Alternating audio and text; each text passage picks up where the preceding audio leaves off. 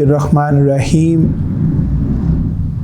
الحمدللہ رب العالمین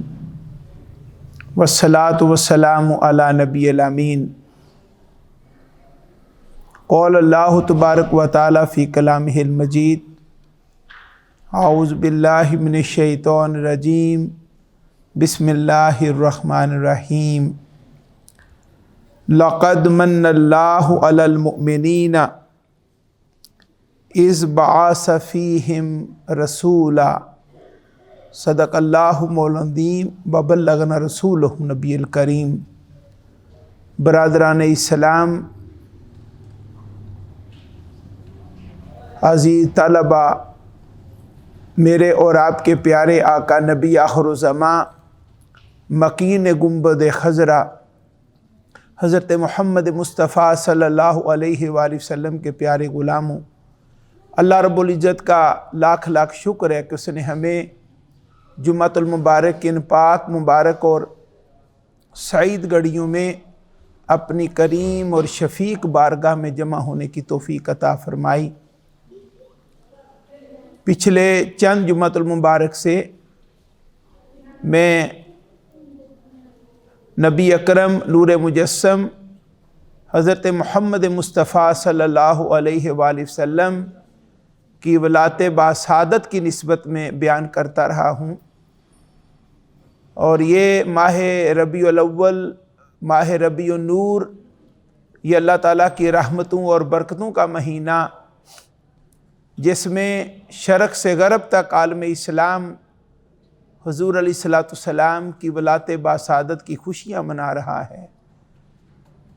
اللہ رب العزت بھی خوش ہے، اس کی ساری کائنات خوش ہے، اور تمام عاشقان رسول وہ بھی خوش ہیں، اور ہم بھی اپنی طرف سے آقا علیہ الصلوۃ والسلام کی بارگاہ اقدس میں اپنی محبت اور عقیدت کے پھول پیش کرنے کے لیے حسب توفیق اور حسب استطاعت اپنا نذرانِ عقیدت پیش کر رہے ہیں۔ پچھلے جمعۃ المبارک کو میں نے مدینہ پاک اور بقیہ بلاد اسلامیہ میں حضور علیہ الصلوۃ والسلام کی ولایت باسعادت کی خوشی کس طرح منائی جاتی ہے اس کا کچھ بیان کیا، اور آج میں چاہ رہا ہوں کہ قرآن مجید فرقان حمید کی چند آیات بینات، جس میں اللہ رب العزت نے اپنی نعمت کے عطا کیے جانے پر خود بھی اظہار فرمایا، خوشی کا اظہار فرمایا، اور اس بات کا اظہار فرمایا کہ اے میرے بندو، تم بھی اس نعمت کے ملنے پر خوشی کا اظہار کرو، میری اس نعمت کا تذکرہ کرو۔ اور پہلے انبیاء اور رسل نے اللہ رب العزت کی بارگاہ اقدس سے کوئی نعمت مانگی تو اس پر بھی انہوں نے عرض کی کہ رب کریم ہم اس پر خوشی منائیں گے،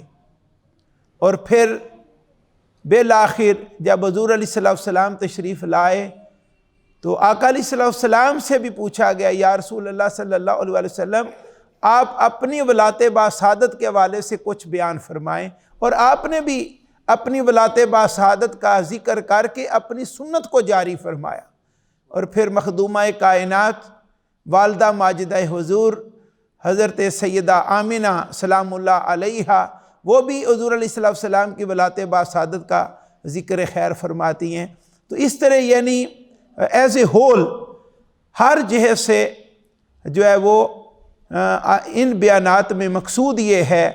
کہ آقا علیہ الصلوۃ والسلام کی ولایت باسعادت کی خوشی کا اظہار کس کس طرح ہوا اور کس کس طرح کرنا چاہیے، تاکہ ہر جہت پر کچھ نہ کچھ تھوڑا سا بیان ہمیں میسر آئے۔ تو آج میں چند آیات بینات جو قرآن مجید میں ہمارے بزرگوں نے اس کو موضوع بنایا، سب سے پہلے تو اللہ رب العزت نے موضوع بنایا، اور پھر جو ہے وہ ہمارے اہل محبت حضور علیہ الصلوۃ والسلام کے محب اور عاشق ان آیات بینات کو موضوع بناتے رہے۔ تو میں تھوڑا سا چند آیات بینات پر گفتگو کرتا ہوں۔ پہلی آیت مبارکہ جو حصول برکت کے لیے خطبہ میں نے تلاوت کی، یہ سورہ آل عمران 3 نمبر سورہ مبارکہ، اور اس کی آیت مبارکہ نمبر 164 ہے۔ اس میں اللہ رب العزت نے فرمایا لقد من اللہ علی المؤمنین اذ بعث فیہم رسولا من انفسہم، فرمایا کہ بے شک اللہ تعالیٰ نے ایمان والوں کے اوپر احسان فرمایا، بے شک اللہ تعالیٰ نے ایمان والوں کے اوپر احسان فرمایا کہ جب اس نے انہی میں سے اپنے عظمت والے رسول یعنی حضرت محمد مصطفیٰ صلی اللہ علیہ وآلہ وسلم کو مبعوث فرمایا۔ اس حوالے سے ہمارے ائمہ، ہمارے مفسرین جو قرآن مجید پر اتھارٹی ہیں، وہ جب اس آیہ مبارکہ کو موضوع بناتے ہیں تو وہ اس بات کی دعوت دیتے ہیں اہل ایمان کو کہ اس کائنات میں اللہ تعالیٰ نے بے حساب نعمتیں ہمیں عطا فرمائیں، بے حساب اس رب کریم نے ہمیں نعمتیں عطا فرمائیں، لیکن قرآن مجید کو الحم سے لے کے والناس تک پڑھیں، کسی نعمت کا اللہ رب العزت نے ذکر فرمایا ہو کہ میں نے یہ نعمت تمہیں عطا فرمائی، نعمتوں کے عطا کرنے کا تو ذکر فرمایا کہ میں نے یہ نعمت تمہیں عطا فرمائی، یہ نعمت تمہیں عطا فرمائی، یہ کرم تمہیں عطا فرمایا، یعنی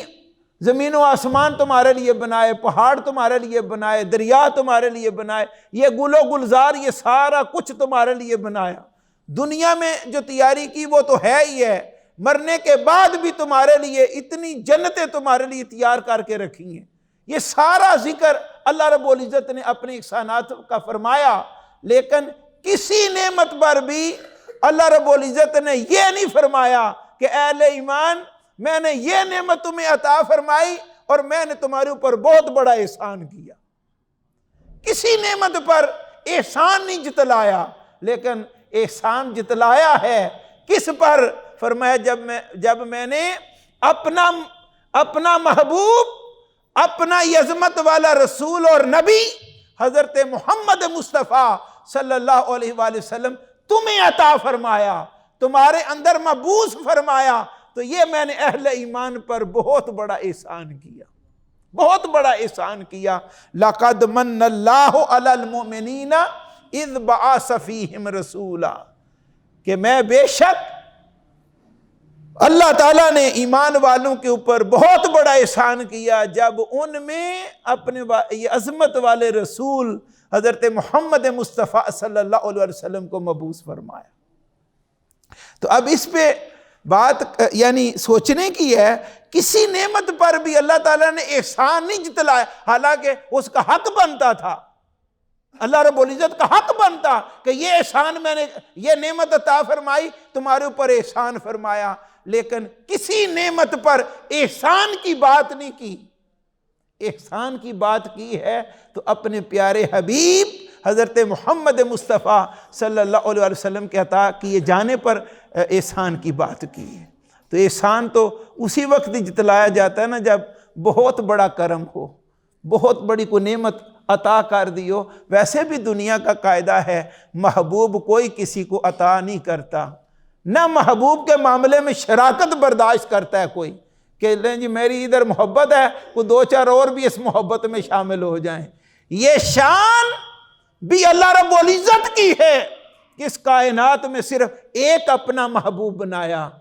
وہ ہمارے آقا، ہمارے پیارے مصطفیٰ حضرت محمد مصطفیٰ صلی اللہ علیہ وسلم کو یہ شان عطا کی۔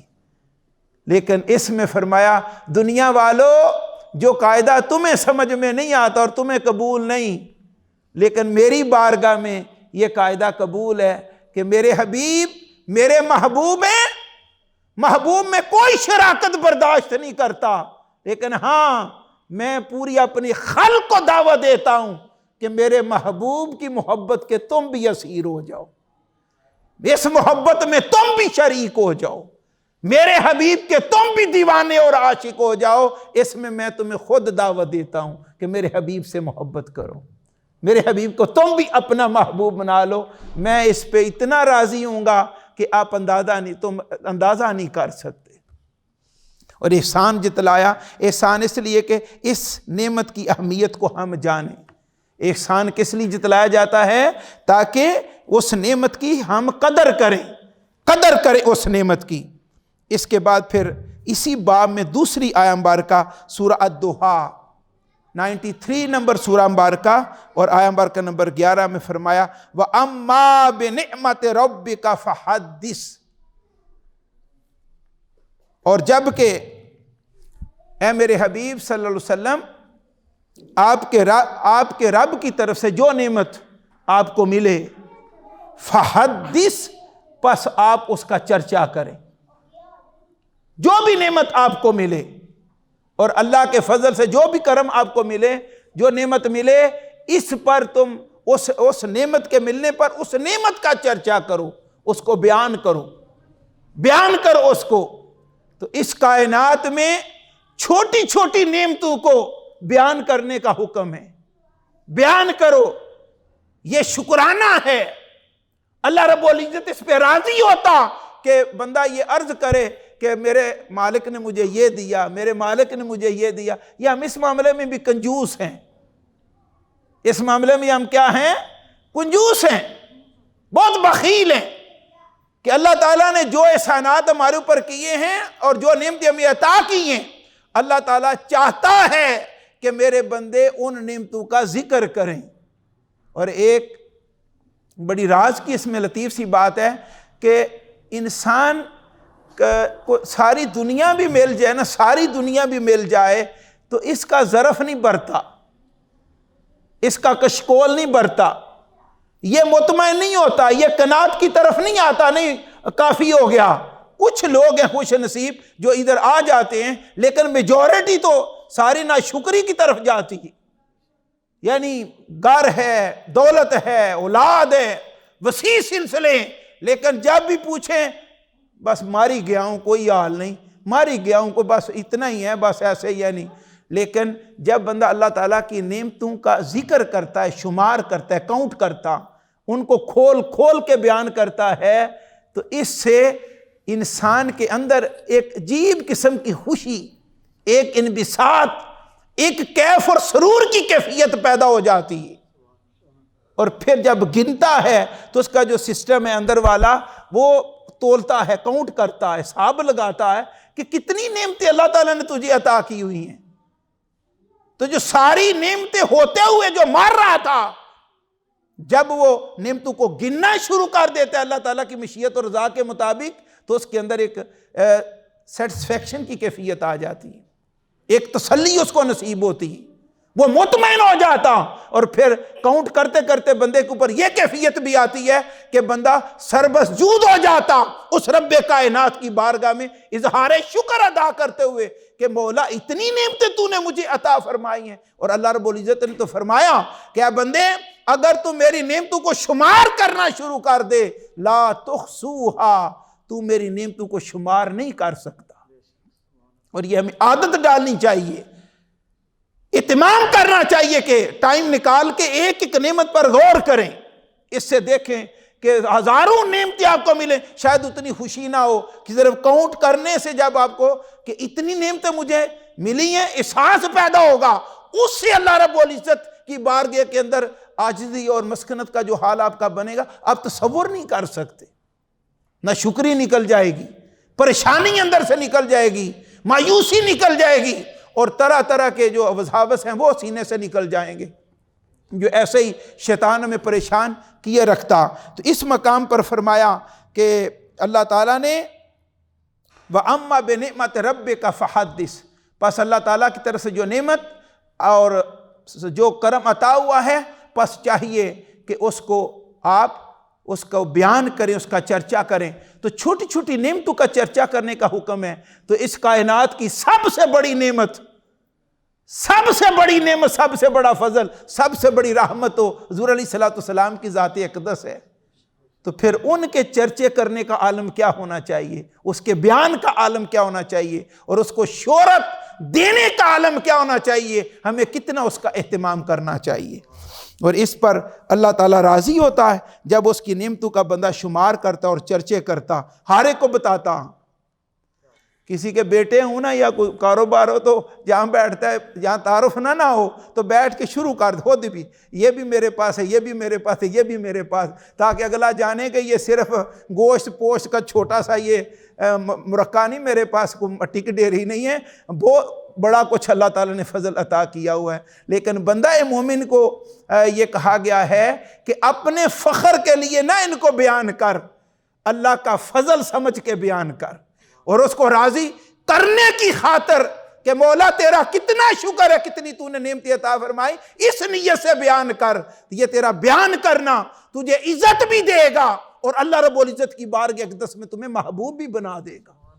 اللہ تعالیٰ تم پہ راضی بھی ہو جائے گا کہ یہ میرا بندہ کتنا شاکر ہے۔ کچھ نہ بھی پاس ہو پھر بھی کرتے رہے، بڑا ہے بڑا ہے، اسی پر وہ مالک راضی ہو جائے گا اور اپنے کرم اور فضل کے خزانوں کے دروازے آپ پر کھول دے گا۔ وہ یہی تو چاہتا ہے۔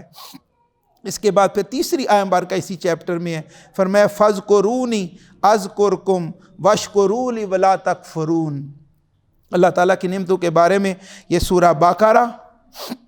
2 نمبر سورہ بارکہ اور آیت مبارکہ نمبر 152، اس میں فرمایا کہ اے میرے بندو تم میرا ذکر کرو، میں تمہارا ذکر کروں گا،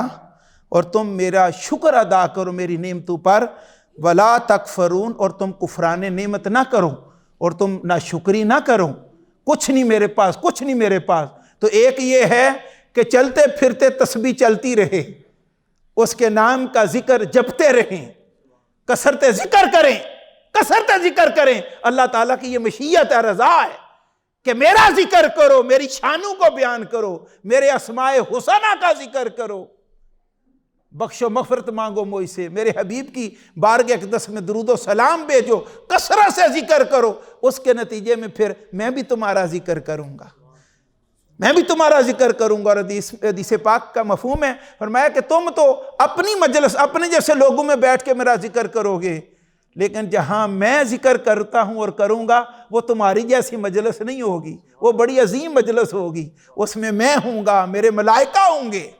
میرے ملائکہ ہوں گے، اور وہاں پھر میں تمہارا ذکر کروں گا۔ تو اللہ رب العزت جس کا ذکر کرے پھر اس کی شان کیا ہے۔ لیکن اللہ تعالیٰ کی کثرت سے یاد اور ذکر کے نتیجے میں پھر یہ بات ہوتی ہے کہ بندہ جہاں کہیں بھی جاتا ہے یا بندے آگے باتیں کرنے لگ جاتے ہیں، جی فلاں جگہ پہ بیٹھے ہوئے تھے، آپ کا بڑا اچھا ذکر ہو رہا تھا، فلاں جگہ بیٹھے تھے، فلاں نے آپ کا ذکر شروع کر دیا۔ تو یہ ذکر کب ہوتا ہے؟ جب بندہ صبح و شام اپنے مولا کا ذکر کرتا، حضور علیہ الصلوۃ والسلام کی بارگاہ اقدس میں کثرت درود و سلام کرتا، تو پھر ایک وقت آتا پھر وہ اس بندے کا بھی ذکر خیر شروع ہو جاتا، پھر وہ دنیا سے چلا بھی جاتا تو اس کے بعد بھی پھر اللہ کی مخلوق اس اللہ کے بندے کا ذکر کرتی رہتی ہے۔ اور دوسرا فرمایا کہ جو میں نے نعمتیں عطا کی اس پر شکر ادا کرو، شکر ادا کرو میرا، اور میری نعمتوں پر نہ شکری نہ کرو۔ کچھ نہیں میرے پاس، میں اگر یہ شروع کر دو گے تو پھر ایک وقت آئے گا کچھ بھی نہیں رہے گا پاس۔ بعض لوگ اچھا سب کچھ ہوتا، ہر وقت ہی جلتے رہتے ہیں، سڑتے رہتے ہیں جی، تو ایک وقت آتا ہے کہ وہ سارا جو باغ بنا ہوتا ہے وہ بھی اس کو بھی آگ لگ جاتی۔ اور جن کے پاس کچھ بھی نہیں ہوتا وہ عادت بنا لیتے ہیں جی اللہ تعالیٰ نے اتنا دیا ہے کہ جس کی کوئی انتہا نہیں۔ جیسے شیخ سعدی رحمۃ اللہ تعالیٰ علیہ بہت بڑے اسکالر اسلام کے گزرے ہیں، بہت بڑے ولی کامل، گلستان بوستان ان کی کتابیں ہمارے نصاب میں پڑھائی جاتی ہیں۔ تو ایسے سفر کارے تھے تو جوتے نہیں تھے، کسی وجہ سے پرابلم آئی، جوتے نہیں تھے، صحرا تھا، تپتی دھوپ کڑکتی چلچلاتی دھوپ تھی، تو ریت گرم تھی، تو جب چلے اس کے اوپر تو اب گرم ریت کے اوپر جب چلیں گے آپ تو کیا بنے گا؟ ذرا پاؤں پہ آبلے ہو جائیں گے۔ جب پاؤں میں آبلے بنے تو ایسے خیال آیا، اے سعدی تیرا یہ حال ہے کہ تیرے پاس جوتے بھی نہیں کہ تو پہن لیتا، اور جوتے نہ ہونے کی وجہ سے تیرے پاؤں آبلے بن گئے ہیں، یہ حال ہے تیرا۔ اتنا خیال سوچ ہی رہے تھے کہ اتنے میں شہر آ گیا، وہ ٹاؤن آ گیا۔ تو جب پہلے چوک میں جہاں سے داخل ہونا تھا وہاں جب پہنچے نا پہلے چوک میں انٹری پوائنٹ پہ، تو پہلے شخص جس پر نظر پڑی اس کی ایک ٹانگ ہی نہیں تھی اور بیساکھی لیے وہ بڑا خوشی خوشی جا رہا تھا۔ جب یہ منظر دیکھا کہ ادھر تو اللہ تعالیٰ کی قدرت کا اظہار اس طرح کہ اس کی ٹانگ ہی پوری کوئی نہیں،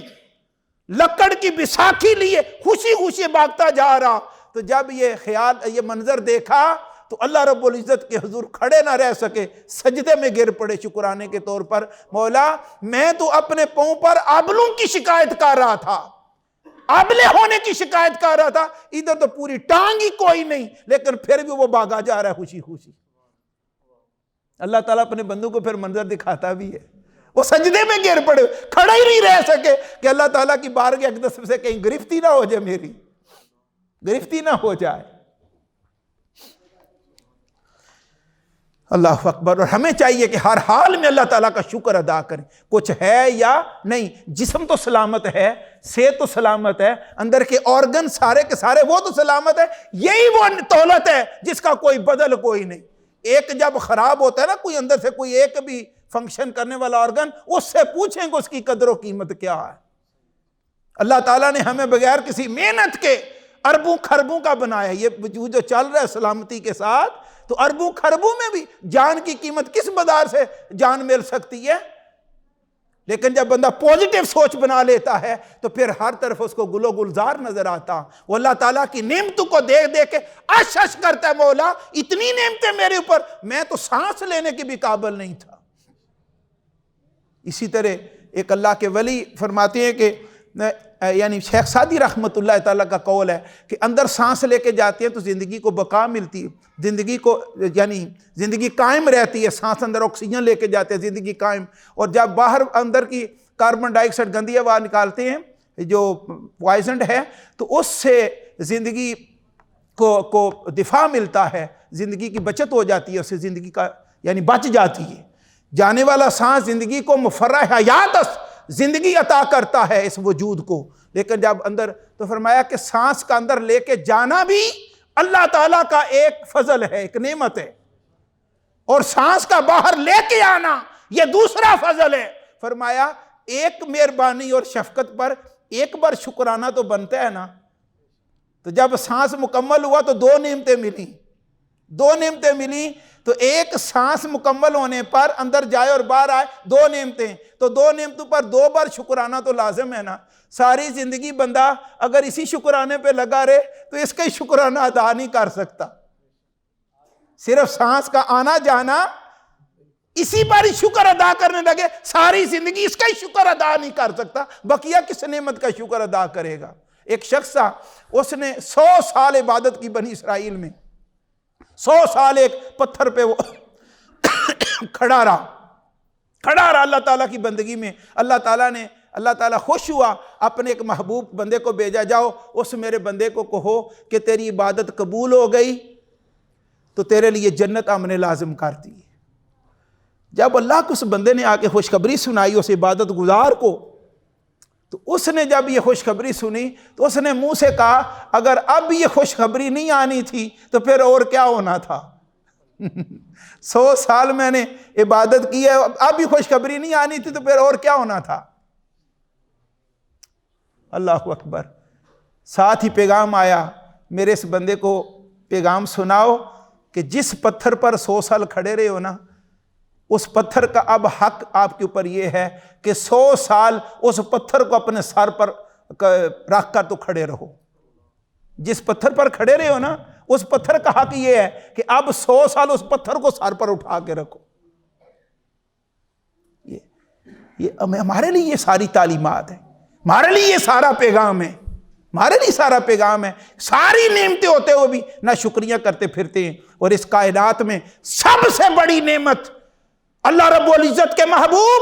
ہم سب کے آقا و مولا حضرت محمد مصطفیٰ صلی اللہ علیہ وآلہ وسلم کی ذات اقدس ہے, جن کا ہم شکرانہ ادا کر ہی نہیں سکتے. اس نعمت کبریٰ کا اور عظمیٰ کا ادا کر ہی نہیں سکتے, لیکن اپنی بساط کے مطابق کوشش کرنی جتنا ہم اس کا حق ادا کر سکیں. یہ مضمون بڑا لمبا مضمون ہے. صحابہ اکرام اسی طرح, یہ اگلی آیت مبارکہ ہے کہ حضرت عیسیٰ علیہ السلام نے اپنے قوم کے لیے کھانا مانگا اور عرض کی کہ رب کریم ہمارے اوپر مائدہ اتار, اور وہ دن تکون لنا عیدن لأولنا و آخرنا, ہمارے اوپر مائدہ اتار تاکہ ہمارے جو اس دور کے لوگ ہیں اور آنے والے سب کے لیے وہ یوم عید بن جائے۔ مائدہ اترا، آج تک عیسائی جس دن مائدہ اترا، آج بھی صدیاں گزر جانے کے بعد 20 صدیاں گزر گئیں، آج بھی اس دن کو یوم عید کے طور پہ شرق سے غرب تک مناتے ہیں۔ صرف کھانا اترا جنت کا۔ تو جس آقا کی خاطر ساری کائنات ملی اور ہمیں سب کچھ ملا اور آگے بھی سب کچھ ملنا ہے، جنت اور سب کچھ، تو اس آقا کے آنے پر، اس دن پر ہم خوشیاں کیوں نہ منائیں؟ آقا علیہ السلام کی بارگاہ اللہ تعالیٰ نے بھی خوشیاں منائیں، اور اس سال عجیب عجیب قسم کے واقعات رونما ہوئے، اور ان میں آقا علیہ السلام نے اپنی سنت بھی جاری فرمائی کہ آپ نے بعثت کے بعد جب آپ نے اظہار نبوت فرمایا تو آپ نے اپنا عقیقہ فرمایا۔ حضرت انس رضی اللہ تعالیٰ کو روایت کرتے ہیں کہ حضور نبی اکرم صلی اللہ علیہ وسلم بعد از بعثت اپنا عقیقہ کیا۔ اس پر امام جلال الدین سیوطی، جن کا دور 911 اور 849 سے 911 ہجری ہے، استدلال کرتے ہیں، یعنی اس سے یہ مسئلہ نکالتے ہیں کہ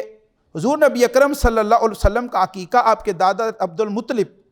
آپ کی ولادت کے 7 دن بعد کر چکے تھے، اور عقیقہ زندگی میں صرف ایک بار کیا جاتا ہے، اس لیے آپ صلی اللہ علیہ وسلم نے یہ ضیافت اپنے میلاد کے لیے دی تھی، عقیقہ کے لیے نہیں۔ لیکن حقیقہ خود بھی حضور سیدی شیخ الاسلام پروفیسر ڈاکٹر محمد طاہر القادری زیدہ ماجدہ استادی مکرم فرماتے ہیں، عقیقہ خود بھی، عقیقہ کیا ہے؟ بیٹے کی ولادت کی خوشی، بکرے ذبح کرتے ہیں، خوشی مناتے ہیں، عقیقہ خود خوشی ہے۔ اور آقا علیہ السلام نے تو بعد از بعثت باقاعدہ یعنی اپنے ولادت باسعادت کی خوشی منائی، اور امت کے لیے جو ہے وہ یعنی بکرے ذبح کر کے، اور پھر صحابہ کرام اور اپنے اہل و عیال کو اور اپنے خاندان کو یعنی ان کی ضیافت کی، ان کی ضیافت میلاد کی۔ اور اس حوالے سے آگے آپ کا ٹائم، حضرت آقا علیہ السلام سے سوال ہوا، یا رسول اللہ صلی اللہ علیہ وسلم آپ اپنی ولادت باسعادت کے حوالے سے ہمیں کچھ بتائیں۔ تو حضور علیہ السلام نے فرمایا کہ میری امی جان نے مجھے یہ بات فرمائی کہ میرے حبیب، میرے نور نظر جب آپ دنیا میں تشریف لائے ایک نور چمکا، اور جس سے پوری دنیا شرق سے غرب تک روشن ہو گئی۔ اور اسی طرح ایک بہت بڑا، یہ حضرت عثمان بن ابی العاص روایت کرتے ہیں کہ ان کی والدہ کہ جب حضور علیہ السلام کی ولادت باسعادت کی گھڑیاں قریب آئیں تو وہ حضور علیہ السلام کے گھر میں تھیں، تو میں جب ولادت باسعادت کی گھڑیاں آئیں تو میں سیدہ آمنہ سلام اللہ علیہا کے پاس تھی، میں دیکھ رہی تھی کہ ستارے آسمان سے نیچے ڈلک کر قریب ہو رہے ہیں، یہاں تک کہ میں نے محسوس کیا کہ وہ میرے اوپر گر پڑیں گے۔ پھر جب آپ کی ولادت باسعادت ہوئی تو سیدہ آمنہ سے ایسا نور نکلا جیسے پورا گھر جس میں ہم تھے اور حویلی جگمگ کرنے لگی، اور مجھے ہر شے میں نور ہی نور نظر آیا۔ حضور علیہ السلام نے خود بھی اس حوالے سے بیان فرمایا۔ حضرت ابو امامہ بیان کرتے ہیں کہ بارگاہ رسالت مآب صلی اللہ علیہ وسلم نے عرض کیا، صحابہ کرام نے پوچھا، یا رسول اللہ صلی اللہ علیہ وسلم آپ کی نبوت مبارکہ کی شروعات کیسے ہوئیں؟ حضور نبی اکرم صلی اللہ علیہ وسلم نے فرمایا، میں اپنے باپ ابراہیم کی دعا اور عیسیٰ کی بشارت ہوں، اور میری ولادت کے وقت میری والدہ ماجدہ نے دیکھا کہ ان کے جسم اطہر سے ایک نور نکلا جس سے شام کے محلات روشن ہو گئے۔ تو حضور علیہ السلام کو آپ کی امی جان بیان کرتی تھی تو آپ نے فرمایا نا میری امی جان نے یہ بیان کیا تھا۔ اور اس کے بعد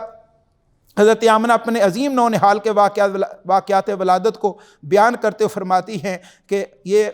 حضور علیہ السلام کی والدہ ماجدہ کا بیان ہے کہ جب سرور کائنات صلی اللہ علیہ وسلم کا ظہور ہوا تو 7 سے شرق تا غرب سب آفاق روشن ہو گئے۔ اور ایک روایت میں سیدہ آمنہ رضی اللہ تعالیٰ عنہا سے مروی ہے کہ وقت ولادت ان سے ایک ایسا نور خارج ہوا جس کی ذو پاشیوں سے ان کی نگاہوں پر شام میں بصرہ کے محلات اور بازار روشن ہو گئے، یہاں تک کہ انہوں نے بصرہ میں چلنے والے اونٹوں کی گردنیں بھی دیکھ لی اس نور میں۔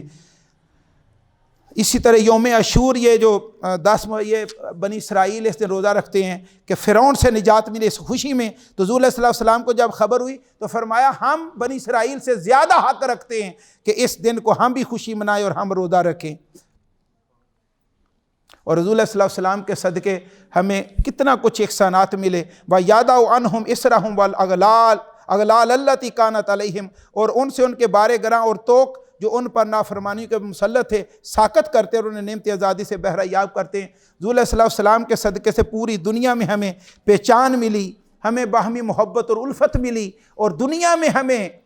کیا کیا نعمتیں آقا علیہ السلام کے صدقے، سب سے بڑا کرم ہمیں اللہ رب العزت کی معرفت نصیب ہوئی، ایمان نصیب ہوا، قرآن نصیب ہوا، اور دنیا میں ایک عظمت اور شان کے ساتھ جینا نصیب ہوا، ایک طرز زندگی ملا، اور دنیا کے اقوام عالم میں اس امت کو وہ زندگی، وہ سیرت، وہ اسوہ ملا جو کسی قوم کے پاس نہیں تھا۔ علم کا ایک ایسا مینارہ نور حاصل ہوا کہ قیامت تک پوری دنیا کے لیے اہل ایمان مشل راہ بن گئے، مینارہ نور بن گئے، اور پھر اس کے بعد دنیا میں زندگی گزر جانی ہے، اسی زندگی پر جو آقا علیہ السلام نے ہمیں عطا فرمائی، قبر میں بھی ہماری موجیں ہوں گی، حشر میں بھی ہمیں جنت عطا کی جائے گی، یہ سارا کرم ہمیں حضور علیہ السلام کے صدقے سے ملا، تو پھر کیوں نہ ہم اس آقا کی آمد پر خوشیاں منائیں، اس نعمت بے بہا کے ہاتھ آنے پر ہم خوش ہو جائیں، اور اس طرح خوشیاں منائیں کہ چار دانگ عالم میں خبر ہو جائے کہ اللہ کے محبوب وجہ تخلیق کائنات حضرت محمد مصطفیٰ صلی اللہ علیہ وسلم کی ولایت با سعادت کی گھڑیاں اور ان کے عاشق غلام اس طرح اپنے آقا کا میلاد منایا کرتے ہیں۔ اللہ رب العزت ہمیں حق بات سمجھنے، اس پر عمل کرنے کی توفیق عطا فرمائے۔ وما علینا الا البلاغ المبین۔